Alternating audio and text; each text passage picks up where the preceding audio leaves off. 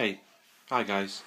This is my first post to YouTube. I'm a fairly recent convert to this incredible sport of RC heli. Probably been in it since January, which is my birthday when I got a machine, which was the Blade 453D.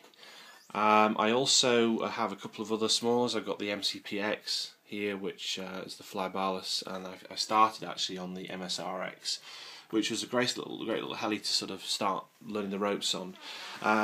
Can't overstate it enough. Get a simulator. I got Phoenix. I probably saved myself a ton of money by learning to fly there. But at the end of the day, there is no substitute for getting out there. Just make sure it's not windy when you're learning, because that could be really difficult.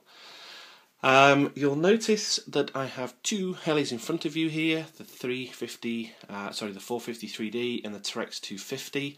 Both are now flybarless converted with Spektrum AR7200BX units on them. First thing about that, never ever look back. Fantastic. You know, the stability of these helis now is just incredible, especially in wind without the flybar. So, you know, first of all, couldn't recommend that enough. Secondly, can't recommend the BeastX unit enough. Just terrific. Instructions are dead simple, some great tables, good use of colour, very clearly written, and it's step by step, and you know, follow the instructions, you can't go wrong. A couple of things though I want to point out which are really important that you need to take into consideration, and for most people this should be pretty obvious, but I'll say it anyway. Get the mechanical setup of your heli right first, especially the swash. Okay, get the swash set up. Get yourself a swash plate leveling tool that's the right size for your heli, and get that sucker absolutely dialed in before you even start the BeastX. It's critical. And get your blades lined up at 0 degree pitch as well.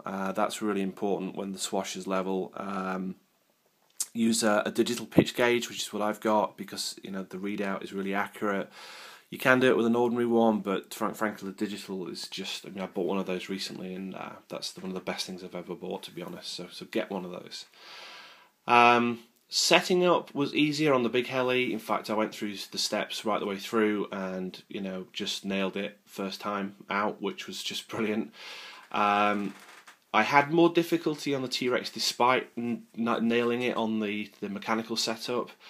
Suspicion is that, you know, the whole thing is so much more smaller scale that the tolerances are less, so the scope for you to get it right is minimised.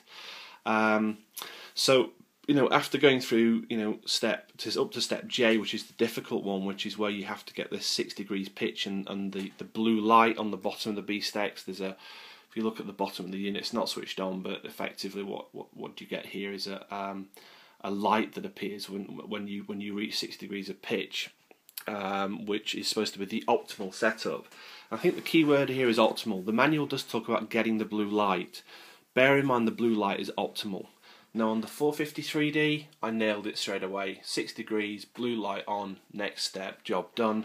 Took the heli out, flew it, and it was just out, you know, perfect. First flight, no problem. The Trex 250 was difficult. Couldn't get the blue light. You know, I just did everything on the linkages and between the you know, the blades and the swash and the servos. You know, I kept taking those suckers off, broke a couple of them. You know, you felt they were getting looser and looser, and I thought, no, you know what? I can't keep doing this. So I rang up Horizon, which I've rung before, and to be honest, they're brilliant. You know, you get through to somebody quickly. You know, they're happy to talk to you and explain. And you know, the guy said, and I've heard this on a YouTube video somewhere else, don't worry about the blue light. Okay, blue light and 6 degree optimal, but make sure you get either a pink or a red. So it goes pink, red, blue, I guess improving the optimal nature of the setup.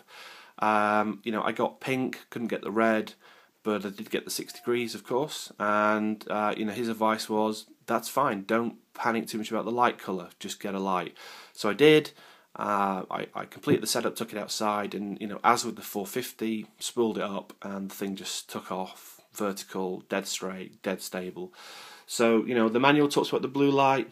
Don't panic too much if you can't get the blue light. Get the 6 degrees and at least get a pink light, and you're good to go. I have talked to people who've got the blue light on the Trex 250. You know, to be honest, I spent about 2 hours trying to get that, and you know, to be honest, it was driving me nuts, and I don't know how the blazes they did it. It could be they've got a different sort of head setup. I've got the Align 3G set. Oh, incidentally, on the blade, I've got the kit, the Horizon Hobby fly ballast conversion kit for the 450. So there you go. So infamous step J, not as infamous as you think. Don't panic about the blue light, as I said. Get the pink or the red, and you will be good to go. The key is the 6 degrees. And as I said at the beginning, mechanical setup before you even touch the BeastX. Get that dialed in. You shouldn't have any problems. Good luck. Appreciate any comments. My first posting. I'll post others as we go through and as I develop with this hobby. Have fun flying, guys. Bye.